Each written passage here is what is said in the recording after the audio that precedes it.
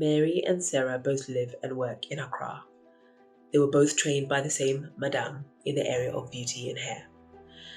When I first met them both, they were hardworking, skilled and gainfully employed.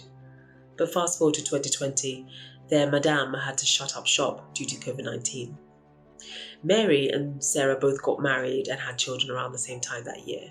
Mary is now utilizing her skills, providing COVID-friendly home visits, earning an average of $20 per session, while Sarah, whose pastor husband convinced her that it is ungodly for her to tend to other people's hair and nails, is now a hawker on the streets of Accra in the blazing sun with her baby in tow.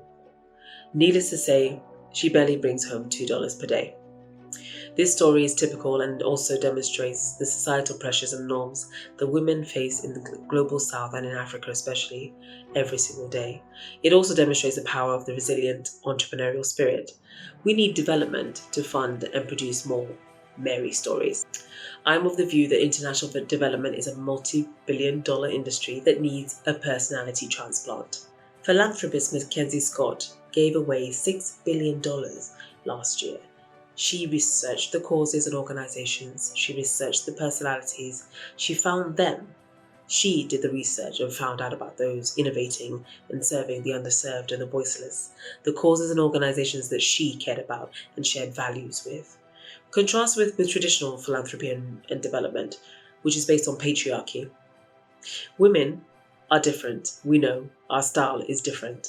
We are nurturers, we are problem solvers, we are multitaskers, naturally. Women still remain at the very bottom of the pile when it comes to access to resources. Development must empower skills and control. There's a lot of money flying around in the name of Africa, and there's a lot of money flying around in the name of other countries and regions in the global south, but we should seek more of those resources directly to be deployed in the hands of those who know what they're doing. Let's invest more in prototyping, research and development, patenting, IP protection of indigenous knowledge by indigenous people for themselves, as stewards for their own people, for their environment, and to protect their heritage while on the path to development, their own development on their own terms. Let's fund the troublemakers. I can't tell you the sense of panic I feel when I allow myself to think about the immensity of what we need to get done. What drives me every day is how exciting it is to be doing the work that we do. I meet and work with the most amazing people every single day, and this is the new phase of development. We may be far away from the cash, but we're all right here and very much in the center of the action. Now, don't get me wrong, foundations and development partners are starting to think and act more like social investors, though more needs to be done to foster more trust, respect, and less onerous monitoring and evaluation requirements that often take away precious time for those delivering on projects for those that they are serving. Shell Foundation, for example, have recently agreed to collaborate to support companies that connect people living at the last mile to produce electricity off-grid, which will dramatically improve lives. They've committed to $45 million in grants over the next few years. To put that in context, the gender funding gap is $42 billion. Only 5% of VC funding, for example, goes to women globally. Let's not forget how the likes of Tesla and Microsoft benefited from public funding. The US government was in effect an angel investor to these now multi-billion-dollar behemoths of business and innovation. Development agencies and funders must reimagine and readapt their approach to achieving the objectives of their raison d'etre. We have 17 development goals, and we are far from achieving those. All the indicators, especially for gender equality, show that we are a very long way off, and so we need some drastic action and a sense of urgency from the development community to make sure that we reach these goals. For 5 years now, we've become used to seeing the rainbow colors of the SDGs, the Sustainable Development Goals, but we don't stand a chance if we don't inject a sense of speed, urgency, and bravery into our international development and finance. I remember a few years ago taking my first trip to the northern parts of Ghana. Obviously, underdevelopment, the north-south divide is real. Taking that trip, I was struck by a particular scene as I drove through the region. I was struck by an image of various placards, the Dutch, the British, the French, all these development agencies signposted and having their signs staking their territory in the region, with various projects here and there and claiming to be developing the area. What I saw was a community of women animals and children sharing what was in effect a dugout in the ground, a hole in the ground which was filled with water.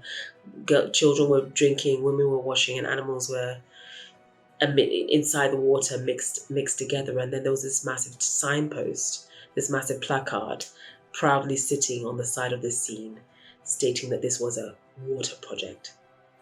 And it looked very much like this. Is this really the best we can do with development? I think we need to get beyond the boreholes.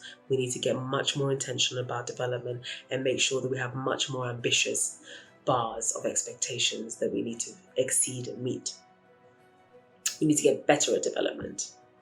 Surely we can do better than boreholes.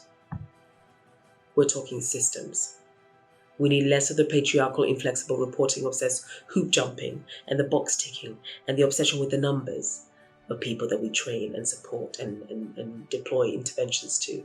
We are used to seeing a more quantity-focused approach to development. Let's switch to a more qualitative approach to development. Let's trust those who are on the ground, who are competent and have proved themselves, to try new things.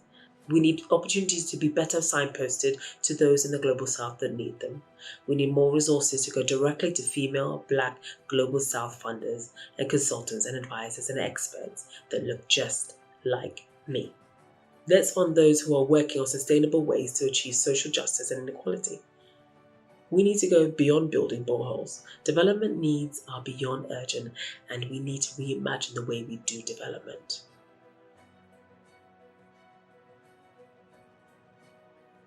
Africa in particular did very well to manage the initial phases of the pandemic, and it just proved that we have so much to offer.